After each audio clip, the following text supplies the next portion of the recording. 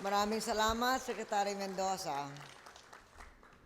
Secretary Rimonde, Secretary Fernando, LTO Chief Swansing, mga leader ng transportasyon, mga kinatawan ng iba't ibang sektor na nasa transportasyon, lalo na yung mga driver at konduktor at kanilang mga pamilya. Magandang umaga sa inyong lahat.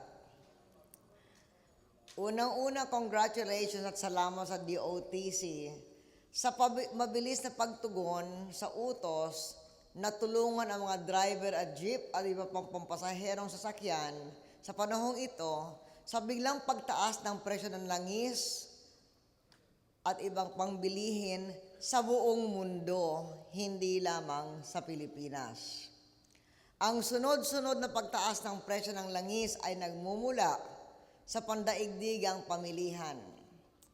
Sa sandaling ito, sa kasaysayan ng mundo, sa mabilis na pagtaas ng pangmundong presyo ng gasolina at pagkain, coupled with the rising frequency and intensity of disasters, kailangang hawakan ng Pilipinas ang ating sariling kapalaran. We must become more self-reliant and self-sufficient. Sa bago at di nakasisigurong panahon, we must navigate uncharted waters. As we ponder the weighty issues we face, the first imperative is to listen.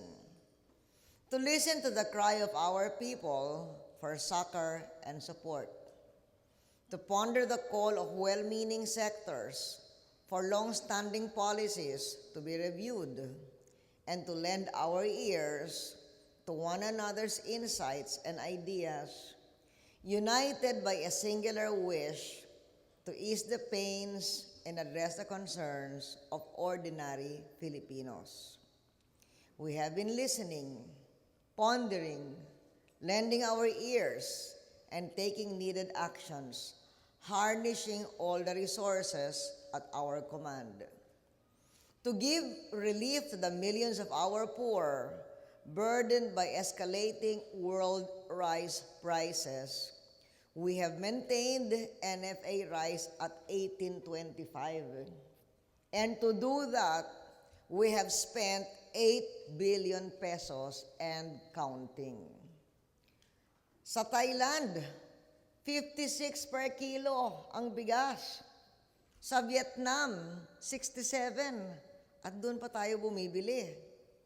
Ang bigas na Indonesia na may subsidyo ay 25.30. At ang Malaysia ay 27.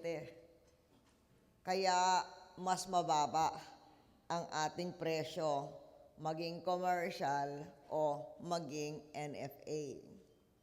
Either magaling na tayong lahat ng mga bansa na humawak ng pamundong krisis o kasinsama lamang tayo sa isa't isa. For jeepney drivers and commuters squeezed by the quadrupling of diesel's cost, we are fighting kotong and kolorum to boost drivers' income while keeping fare increases to the cost of one text message per ride. Noong isang buwan, magkasama tayo noon muli.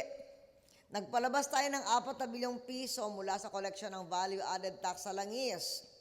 2 bilyon para sa magbayad ng kuryente, ng 4 na milyong mahihirap, at 1 bilyon bilang scholarship at pautang sa 70,000 na estudyanteng maralita. Noon, linabas natin, magkasama tayo, 0.5 bilyon pautang upang palitan ang motor na masasakyang pampublikong mas matipid na makinang LPG, CNG o biofuels. At sa pag-intindi ko, itong forum na ito ay follow-up doon.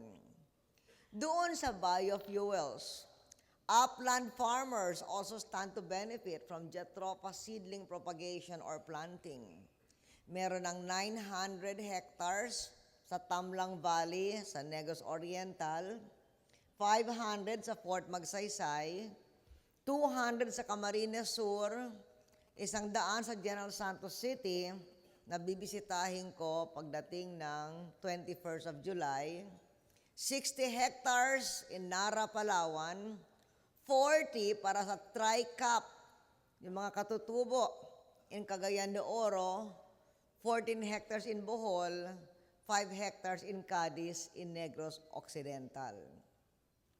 Mamaya, ilulunsad ang kalahating bilyon upang palitan ang makonsumong bumbilya sa mas matipid na fluorescent para sa mga palengke, paaralan, ospital, gusali ng pamalaan, kalsada, tahanan at traffic lights.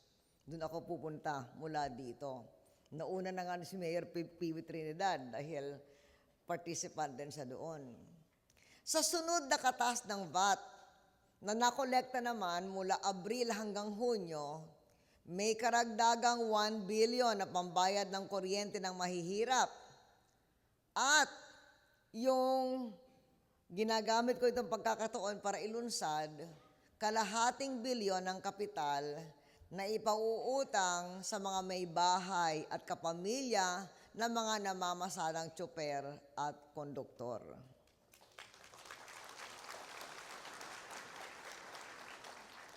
To put more money in poor people's pockets, our programs include more aggressive microfinance, cumulative loan releases to low and middle income men and women who want to start or expand their own businesses have reached 102 billion pesos, or 36 times more than the 2.8 billion we started with in 2001.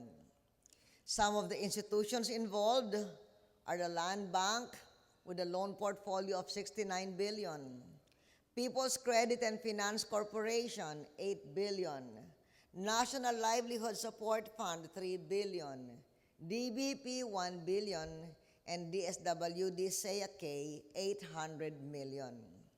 And before big banking raises an eyebrow, let me say that the repayment rate is 98%. Kaya, malakas ang loob nating magpahiram sa mga may bahay at kapamilya ng mga tsuper at konduktor.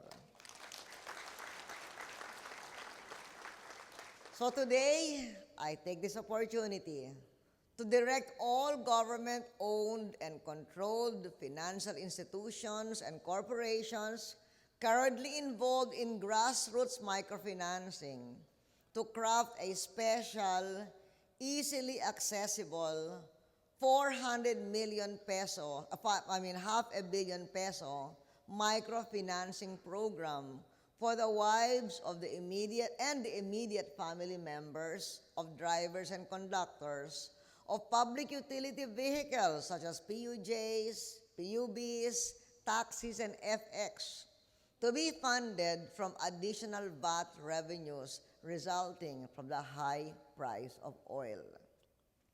I am also enjoining, through Serge Remonde, who's in touch with them, private-run microfinancing institutions to carry out a similar microfinancing program with the wives and immediate family members of drivers and conductors of public utility vehicles as target beneficiaries.